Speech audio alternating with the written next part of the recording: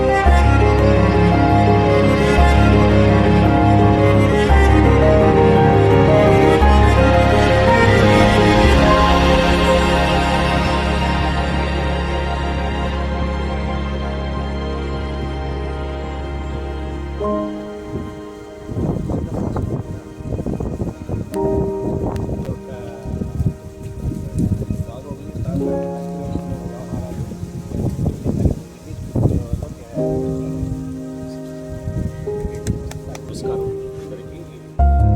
శుభోదయం. ఈరోజు ఈ గ్లోబల్ గార్డెన్ చిన్నగా స్టార్ట్ చేసాం. బ్రదరు అన్ని రకాలైనటువంటి చెప్పలేదు కానీ ఆత్మీయులు అన్ని రకాల ఎక్స్పర్ట్ శాస్త్రి గారు పూర్వం మన నేషన్ మెడిసిన్ ప్లాన్ చేసి ఈ హెర్బల్ గార్డెన్ ప్రజల్లోకి మనం దాని ఇంపార్టెన్స్ ప్రజలకి చాలా ఎక్కువగా తీసుకెళ్ళాలని కృషి చేస్తున్నాం. అందుకు ఒకసారి సార్కి స్పెషల్గా మా బోర్డు తరఫున నమస్కారాలు sir.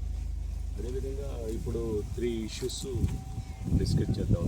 One is life span of the man, అంటే పూర్వకంలో ఎలాగుంది, ప్రజెంట్ ఎలాగో, మధ్యలో ఎలాగో, వీటికి ఎందుకు ఆరోగ్యం బాగా దెబ్బతింటూ ఉంది. అల్లోపతి, ఆయుర్వేదిక్, మెడిసిన్, అదేవిధంగా హోమియో, సిద్ధ, యునాని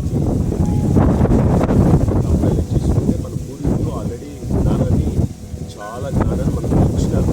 బట్ దాన్ని ప్రిజర్వేషన్ చేసుకోలేకుండా, దానికి ట్రాన్స్ఫార్మ్ లేకుండా మధ్యలో కట్ అయింది, బ్రేకప్ అయింది. ఆ బ్రేకప్ని మళ్ళా దాని జాయింట్స్ని మళ్ళీ సెట్ చేసేదానికి ఈ బృహత్కరమైన కార్యక్రమం సాగు తీసుకోవడానికి that is the important objective. So ఇప్పుడు మెడిసినల్ ప్లాంట్స్ అనేది అంటే ఔషధ మొక్కలు అనేది ఈ సృష్టిలో ఈ భూమి పైన ప్రతి మొక్క ఔషధం. దాన్ని తెలుసుకున్నంత వరకు ఏదైతే మనం తెలుసుకున్నాము కదా, వాటికి మాత్రం విలువ ఇస్తున్నాం. తెలియనిది చాలా ఉంది, దాని మీద రీసెర్చ్ రిక్వైర్మెంట్. సో తెలిసిన వాటిల్లో కూడా చాలా వరకు ఇంకా ప్రజల్లోకి అది డిసీజ్ బేస్డ్గా ఇంకా రావాల్సి ఉంటుంది. దాని మీద కూడా కంటిన్యూస్ రీసెర్చ్ పెద్దవాళ్ళు డాక్టర్స్ అండ్ రీసెర్చ్ సైంటిస్ట్ అని కూడా చేస్తున్నారు. సో వాటిని మనం త్వరగతిగా తీసుకొని వచ్చి ప్రజెంట్ ప్రజలు ఫేస్ చేస్తున్నట్టు రకరకాల 100 జబ్బులు మినిమం, అంటే మేజర్ డిసీజ్ 100 ఉన్నాయి. ఆ 100 జబ్బులకి మన ఔషధ మొక్కలతో నయం చేసే అంత, సైంటిఫిక్గా నయం చేసే అంత డేటా మన దగ్గర ఉంది. సో ఆ డేటాని మెడిసినల్ ప్లాంట్ బోర్డు ఏం చేసిందంటే ఇప్పటి వరకు 50 రకాల డిసీజ్కి సైంటిఫిక్గా ప్రూవ్ చేసింది. అంటే ఆల్రెడీ రీసెర్చ్ చేసినటువంటి సైంటిస్టులు వాళ్ళందరినీ తీసుకొని వాళ్ళు సబ్మిట్ చేసిన ఒకసారి వెరిఫై చేసి, including cardiology, nephrology, hepatology, all disease, major disease అన్నిటికి కూడా సైంటిఫిక్గా మనకు ఉంది. అది ప్రజల్లోకి తీసుకెళ్ళాలి. సో ఇంతవరకు ఏమిటంటే ఆయుర్వేద అనే ఒక సబ్జెక్టు, ఇది ఒక మూఢనమ్మకం, ఏదో పసరుకట్టు, అది కొంతవరకు ప్రజల్లో కొన్ని అపోహలు ఉన్నాయి. దీని సైంటిఫిక్ వ్యాలిడిటీ అనేది క్వశ్చన్ చేసి చెప్పే పరిస్థితి. ఇది బోర్డు ఏం చేసామంటే విత్ సైంటిఫిక్ వ్యాలిడిటీతో బేస్ చేసుకుని డిసీజ్కి సంబంధించి చేసేసి. సో ఇప్పుడు ఏం చేస్తుంటే దాన్ని సైంటిఫిక్గా చేసినే కాదు, కల్టివేషన్ మెకానిజం. ఎందుకంటే అది ఎక్కువ ప్రోడక్ట్ కావాలి, మెడిసిన్స్ తయారు కావాలంటే కల్టివేషన్ మెకానిజం సిస్టమ్ కూడా అగ్రో టెక్నాలజీ. సో అడల్ట్రేషన్ జరుగుతుంది. ఇప్పుడు మునగ అనేది సపోజ్ మునగ ఎక్కువ డిమాండ్ ఉంది. మునగాకు ఎప్పటి నుంచో మునగాకు చాలా డిమాండ్. ఆ డిమాండ్ కంటే కల్తీ జరుగుతాం. మునగాకు అనేది కూడా తెలియదు. సో దాని అడల్ట్రేషన్ ఎక్కువ ఇది ఏంటంటే జియో ట్యాగ్ సిస్టంలో ఒక మునగ చెట్టు ఎలా ఉంటుంది, ఒక పసుపు చెట్టు ఎలా ఉంది, ఒక కరివేపాకు చెట్టు ఎలా ఉంటుంది, నిమ్మ చెట్టు ఎలా ఉంది అనేది అన్ని రకాల వాటికి జియో ట్యాగ్ చేసి ఆ బుక్లో the Indian Ayurveda science and agri technology అనే బుక్లో మొత్తం నిక్షిప్తం చేసి ఉన్నాను. అది తొందరలో రిలీజ్ అవుతుంది. సో అది ప్రజలందరూ కూడా యూటిలైజ్ చేసుకోవచ్చు.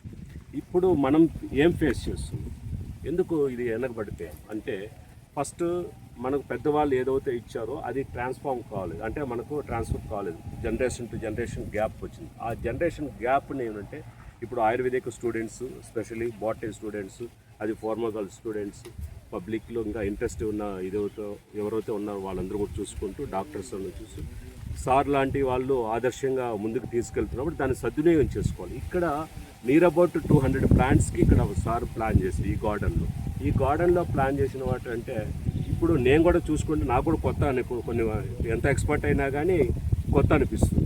సో ఈ ప్లాంట్స్ అని అట్టే గ్లాన్స్ ఇక్కడ ఈ యొక్క ప్లేస్లో అన్ని మొక్కలు ఏ మొక్క ఎలాగ దేనికి ఉపయోగపడుతుంది ఏం ఇన్ డీటెయిల్ దాని క్యూఆర్ కోడ్ కూడా ఇచ్చారండి.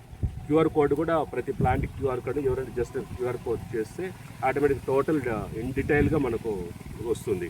అదేవిధంగా ఫర్దర్ ఎక్స్పాన్షన్కి ఆడ 1 acre ఆఫ్ ల్యాండ్ అగైన్ అక్కడ తీసుకొని జరిగింది. దీనికి అడిషనల్గా మళ్ళీ ఒక 1 acre ఉంది. నేరొకటి ఈ ప్రెమిసెస్ అంతా ఇది హెర్బల్ గార్డెన్ అండ్ నర్సరీకి టెక్నాలజీకి సెట్ అయ్యేది చూసారు. తర్వాత ఇక్కడ వర్మి కంపోస్ట్ లేటెస్ట్ మెథడాలజీలో స్మాల్ అంటే ట్రయల్స్ మెథడ్లో అక్కడ జస్ట్ పెట్టారు. అదేవిధంగా మనకు ఇక హాట్ చాంబరు, మిస్ చాంబరు ఇవన్నీ కూడా ఎస్టాబ్లిష్ చేసేదానికి టిష్యూ కల్చర్ మేనేజ్మెంట్ సెట్ చేసేదానికి మెడిసినల్ ప్లాంట్స్లో టిష్యూ కల్చర్ సోఫార్ తక్కువలో ఉంది రీసెర్చ్. దాని సార్ యొక్క ఆబ్జెక్టివ్ ఏంటంటే టిష్యూ కల్చర్ మెథడ్లో తీసుకుంటే ఎక్కువ మనకు వాల్యూ వచ్చే ప్లాంట్స్ ఏదవుతున్నాయి, ఎక్కువ డిసీజ్కి ఏ ప్లాంట్స్ ఉంటాయి రిక్వైర్మెంట్ ఉంటాయో వాటన్నిటికి కూడా మనం షార్ట్ టైంలో తీసుకోవడానికి సెట్ చేసుకోవడానికి ఈ యొక్క ప్రజెంట్ ప్రోగ్రాంలో చాలా చక్కగా సారా చేస్తున్నారు. దాన్ని అందరూ ప్రతి ఒక్కరు ఇక్కడ ముందు స్పెషల్లీ కాకినాడ పరిసర ప్రాంతాల్లో ఉన్న ప్రజలందరూ దీన్ని ముందుగా సద్వినియోగం చేసుకోవాలి. అదేవిధంగా ఆయుర్వేదిక్ కాలేజెస్ స్టేట్ లెవెల్లో నేషనల్ లెవెల్లో ఆయుర్వేదిక్ కాలేజెస్ స్టూడెంట్స్ అందరూ వాళ్ళకి చాలా ఉపయోగకరంగా ఉంటుంది. బాటనీ స్టూడెంట్స్కి చాలా ఉపయోగపడుతుంది, అది ఫార్మసిస్ట్ స్టూడెంట్స్కి చాలా ఉపయోగపడుతుంది. ఇవన్నీ కూడా అందరూ కూడా దీన్ని ఉపయోగించుకొని సద్వినియోగం చేసుకొని కోరుకుంటున్నాను. Thank you. ఇంకా ఉపయోగపడుతుంది. మీ సర్వీసెస్ మేము ఎలా తీసుకోవాలి? సరే ఇది కంటిన్యూ డైరెక్ట్గా వెళ్ళిపోవాలి. క్వశ్చన్ మీ సర్చ్ ఆయుర్వేదిక్ మెడిసిన్స్ మ్యానుఫ్యాక్చరర్స్కి ఏ విధంగా ఉపయోగపడుతుంది? మీ సర్వీసెస్ ఎలా ఇస్తారు? సో ఇప్పుడు నా మంచి క్వశ్చన్ అండి. ఇప్పుడు మేము మీకోసం సెర్చ్ చేస్తున్నాం, మీరు మంచి క్వశ్చన్ వేశారు, చాలా సంతోషం. ఇప్పుడు ఈ సంవత్సరం లాస్ట్ అంటే 2025-26కి 45,000 acresలో మెడిసిన్ ప్లాంట్స్ గ్రో చేసామండి. టోటల్ నియర్ అబౌట్ 29 మేజర్ క్రాప్స్ని మనం అంతా కూడా ప్రమోట్ చేసి దాంట్లో స్పెషల్లీ అశ్వగంధ, జోహరాపురం మీకు ఐడియా ఉంటుంది, ముందు మీటింగ్లో చెప్పాము. అది వాటిల్లో కూడా మనకు హై క్వాలిటీ మెటీరియల్ ఇది వస్తుంది, ఆల్కలైడ్ కంటెంట్స్ ఎక్కువగా వస్తూ ఉంది. సో దట్ మీకు ఏం చేయాలంటే మేము ఇన్ బిట్వీన్ ఫార్మర్ అండ్ ఇండస్ట్రీకి మధ్యలో ఒక బ్రిడ్జ్ లాగా ఉంటాం. మీకు ఏం రిక్వైర్మెంట్ కావాలందో ఆ రిక్వైర్మెంట్ మాకు ఇంటిమేషన్ ఇవ్వాలి. ఇంటిమేషన్ ఇస్తే మేము ప్రజల అదే విధమైన క్రాప్స్ మీకు ఏదో డిమాండ్ ఉంటుందో ఫస్ట్ ఆఫ్ ఆల్ అది మాకు ఇస్తే మేమేం చేస్తామంటే రైతులతో అది పండిస్తాం, ఆ బైబ్యాక్ మెథడ్లో చేస్తాం అనమాట. మీరు ఏదైతే అంటే రైతు కూడా ఏదంటే అది పండించి నష్టపోకుండా బేసిక్గా మీరు అడిగిన దాన్ని మేము పండించి ముందుగానే బైబ్యాక్ మీద అగ్రిమెంట్ చేయించి దానికి సెట్ చేస్తాం. ఇప్పుడు ఆల్రెడీ మేము ఇప్పుడు అశ్వగంధ చేసామనండి. ఇప్పుడు కర్ణాటక అండ్ ఢిల్లీ డాబర్ వాళ్ళతో కూడా టైఅప్ అయి ఉన్నాము. వాళ్ళ కర్ణాటకలో మేజర్ కంపెనీస్తో టైఅప్ అయినాము. అశ్వగంధ రూట్స్ కూడా ఆల్రెడీ ఆల్మోస్ట్ ఆల్ ఇప్పుడు 10 tons లాస్ట్ మంత్ 10 tons మేము ఇచ్చామండి. మంచి రేట్ వచ్చింది, బెస్ట్ క్వాలిటీ. ఎందుకంటే అదేవిధంగా ఫార్మర్ కూడా మీ వాళ్ళు పండించింది ఎక్కడెక్కడ మనకు నేషనల్ అంటే district, state, national or international ఎక్కడెక్కడ ఏ ఇండస్ట్రీస్ ఉన్నాయి అవన్నీ మేము 2800 ఇండస్ట్రీస్ ఐడెంటిఫై చేసాం. So far there is a book already మనము రెడీ చేసాం. మీకు కూడా ఇంతకు ఒకసారి మీటింగ్లో ఫైనల్ స్టెప్కి వచ్చింది. అవన్నీ కూడా వెబ్సైట్ ఉంది, ఇప్పుడు వెబ్సైట్ ఒకటి ఓపెన్ చేసాం. ఆ వెబ్సైట్లో మనం ఈ ఇండస్ట్రీస్ లిస్ట్ అన్నీ కూడా మనం ఇస్తాము. అవి మీరు కూడా ఇండస్ట్రీ లోకల్ ఇండస్ట్రీస్ మీరైతే మన స్టేట్ ఇండస్ట్రీస్ ఏమన్నా వాళ్ళు కూడా మిగతా వాళ్ళకి ఇక్కడ నుంచి ప్రోడక్ట్ మీరు రెడీ చేసి ఎక్స్పోర్ట్ చేసేదానికి కూడా మీకు ఇస్తుంది.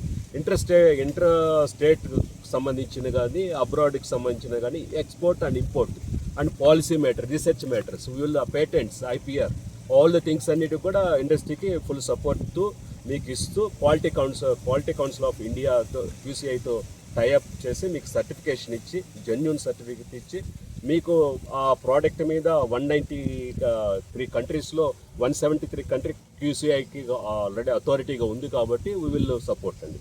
మీరు ఎక్కడ కానీ ఏది కానీ కావాలంటే డైరెక్ట్గా అప్రోచ్ అవ్వచ్చు. మేమే టోటల్ మీకు ఈ పేటెంట్స్ కావచ్చు, మనకు IPR కావచ్చు, ఇవన్నీ కూడా మేమే చేస్తామండి మీకు.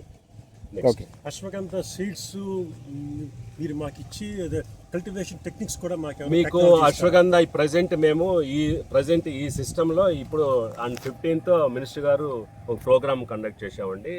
5 varieties ఆఫ్ అశ్వగంధ, ఒక వెరైటీ కాకుండా డిఫరెంట్ సాయిల్స్లో, రెడ్ సాయిల్స్లో ఎలాగవుతుంది, black cotton soils, sandy loam soils లాగా ఉంటుంది, ఆల్కలైన్ సాలిడ్స్, డిఫరెంట్ సాయిల్స్లో మేము ట్రయల్స్ బేస్లో రాజమండ్రిలోనే మనం ఒక ఫార్మర్కి ఇచ్చి వాళ్ళకు 200 acres ఇక్కడ ట్రయల్ బేస్డ్ చేస్తున్నామండి. ఎందుకంటే ఆల్కలైన్ సాయిల్స్లో కూడా ఏ విధంగా ఉంటుంది రీసెర్చ్ ఓరియంటెడ్గా 200 acres చేస్తున్నాము. అదేవిధంగా మనం ఏం చేస్తామంటే డిఫరెంట్ డిస్ట్రిక్ట్లు ఇప్పటివరకు కొన్ని only Kurnool and Anantapur districts ఉన్నాయి. నో, జస్ట్ ఆల్ త్రూఅవుట్ స్టేట్లో డిఫరెంట్ లొకాలిటీస్లో ఎక్కడెక్కడ soil basic edaphic factor, biotic factor, climatical factor ఇవన్నీ సెట్ చేసి మనం దాంట్లో ట్రయల్ బేస్ చేసిన తర్వాత వస్తుంది. మీకు అశ్వగంధ ఇప్పుడు ఫ్రీ సీడ్ ఇస్తున్నామండి. 15th ఫ్రీ సీడ్ ఇచ్చి 15 tons of free seed different seeds ఇచ్చి ఫార్మర్స్కి ఉచితంగా ఇచ్చి ఒకరికి 1 hectare ల్యాండ్లో అది రైజ్ చేసి తర్వాత మెటీరియల్ అంతా అతనే తీసుకుంటాడు. మళ్ళీ బ్యాకప్ మనకు ఏం చేస్తాడంటే ఆ సీడ్ ఇస్తాడు. ఆ సీడ్ ఇచ్చిన తర్వాత రైతు వాళ్ళతో అగ్రిమెంట్ టైప్ చేసి మళ్ళీ ఆ సీడ్ని మళ్ళీ ఫార్మర్స్కి ఉచితంగా, అంటే ఎక్కడా కానీ సీడ్ గురించి కొరత లేకుండా నాణ్యతమైన సీడ్ ఇచ్చేదానికి ప్రభుత్వం తీసుకున్నట్టు నిర్ణయం. అది 15th ఇస్తున్నామంటే ఇట్లా మనం 50,000 acresకి వితిన్ ఒక 3 to 4 yearsలో ఈ అశ్వగంధ అనేది కల్టివేట్ చేయాలని, ఎస్పెషలీ రాయలసీమ జోన్లో ఎక్కువగా డ్రై ఏరియా కాబట్టి ఆడ కొన్ని సెట్ చేసేదానికి ఉంటుంది. అది మనకు కోస్తాంధ్రలో కొన్ని ప్యాచెస్లో ట్రై చేస్తున్నాం. ఓకే సార్, ఇప్పుడు ఇటువంటి స్టార్ట్ చేస్తున్నారు కదా, ప్రభుత్వ పరంగా ఇచ్చే ప్రోత్సాహాలు అంటే ఇప్పుడు హెర్బల్ గార్డెన్స్ అండ్ నర్సరీస్కి సంబంధించింది ఇంతవరకు ప్రభుత్వ పరంగా గవర్నమెంట్ ఆఫ్ ఇండియా మనకు నేషనల్ మెడిసినల్ ప్లాంట్ బోర్డు నర్సరీస్కి టైప్ చేసి ఇచ్చారండి. ఆల్ NGOస్కి వాళ్ళందరికీ కూడా నర్సరీస్ టైప్కి ఆ సోలార్ మనకు షెడ్ ఒకటి, సోలార్ డ్రైయింగ్ యార్డ్ ఒకటి, గోడౌన్స్ ఒకటి, తర్వాత అది ఫార్మర్స్ ఎవరైనా ఒక గ్రూప్ ఆఫ్ ఫార్మర్స్కి ఉంటే వాళ్ళకి సపోర్ట్గా మనం ఇచ్చాము. ఇప్పుడు సార్ చేసిన దానికి కూడా ఈ ప్రాజెక్ట్ని మనం ప్రపోజ్ చేయొచ్చు sir. There is a provision, మనకు తమకు తెలియదేం కాదు, ఉంది, ప్రొవిజన్ ఉంది. దీనికి సపోర్ట్ మనం పెట్టి రికమెండ్ చేసి వస్తే హెర్బల్ గార్డెన్ కింద వస్తుంది. మీరు అదేవిధంగా ఇన్స్టిట్యూషన్స్కి ఇస్తున్నారు, స్పెషల్లీ ఆల్ ఇన్స్టిట్యూషన్ గవర్నమెంట్స్. ఇప్పుడు మనకు నియర్ అబౌట్ ఏకలవ్య మోడల్ స్కూల్స్లో 28 ఈ స్టేట్లో 28 హై స్కూల్స్లో మనము ఏకలవ్య మోడల్ స్కూల్స్లో హెర్బల్ గార్డెన్స్ విత్ గార్డెన్కి సంబంధించిన అక్కడ ప్లాంట్స్ అన్నీ కూడా ఎస్టాబ్లిష్ చేస్తున్నాం. అంటే అక్కడే వాళ్ళు న్యూట్రిషన్ ఫుడ్ వాళ్ళకి కూరగాయలన్నీ కూడా అక్కడే పండించి వాళ్ళకి ఇచ్చే విధంగా మనం ప్లాన్ చేశాము.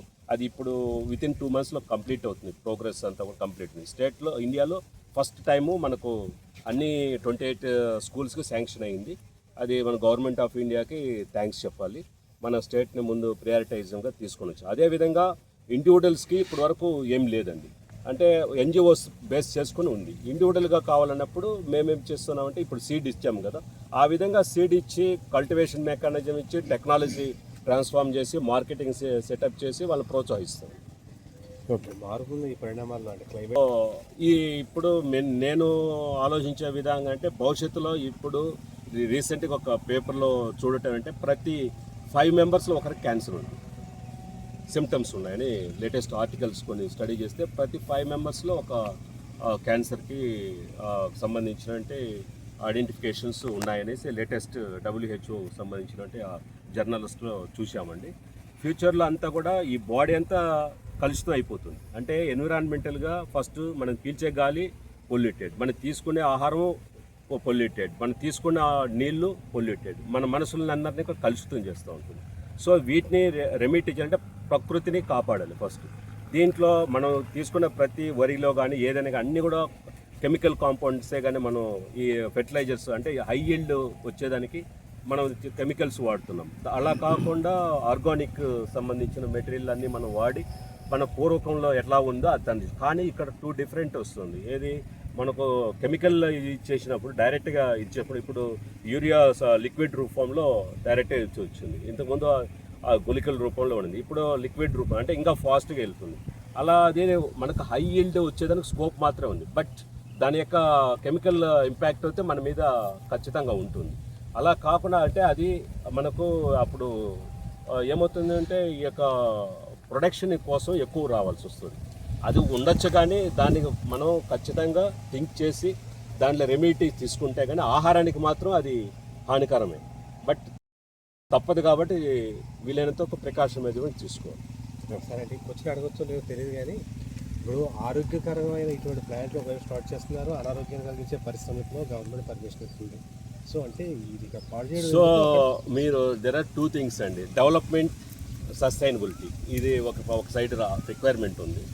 అదేవిధంగా మనకు ఎన్విరాన్మెంట్ ప్రొటెక్షన్, ఈ రెండు చక్రాలు అండి, రెండు బ్యాలెన్స్ చేసుకోవాలండి. ఎందుకంటే అది లేకపోతే డెవలప్మెంట్ లేకపోతే మనం వెనకబడిపోవాల్సి వస్తుంది. ఈ 143 crores పీపుల్స్ని మనం మన ఇండియా బేస్ చేసుకుంటే అది గ్లోబల్లో 843 crores ఆఫ్ పీపుల్స్ని మనం ఓవరాల్గా ఫుడ్ క్రైసిస్ ఇవన్నీ సో మెనీ ఇష్యూస్ ఉంటాయి కాబట్టి గ్లోబల్లో తీసుకున్నప్పుడు ఒక విధంగా ఉంటుంది. అదేవిధంగా ఇండియా తీసుకోండి, డిస్ట్రిక్ట్ వైజ్ తీసుకోండి, ఎవరికి వాళ్ళు ముందు అవగాహన స్కూల్ నుంచి ఫస్ట్ ఆఫ్ ఆల్ మన ఎడ్యుకేషన్ సిస్టంలో స్కూల్ నుంచి ఆ టీచర్స్ కొద్దిగా మోటివేట్ చేసుకొని ఎట్లాంటి వాతావరణంలో మనం ఏం చేసుకోవాలనేది ఆల్రెడీ క్లాసుల్లో కొద్దిగా దాన్ని మనం కొద్దిగా వాళ్ళకి మోటివేట్ చేయగలిగితే స్టూడెంట్స్ నుంచి తీసుకోదు. అదేవిధంగా ఎన్జిఓస్ ఉంటారు, పబ్లిక్ ఉంటే పొలిటికల్ ఇది ఉంటే అండ్ మల్టిపుల్ గవర్నమెంట్ సెక్టర్స్ అన్నీ కూడా ఒక సిస్టమేటిక్ తీసుకుంటే ఇది పెద్ద సమస్య ఏం కాదు.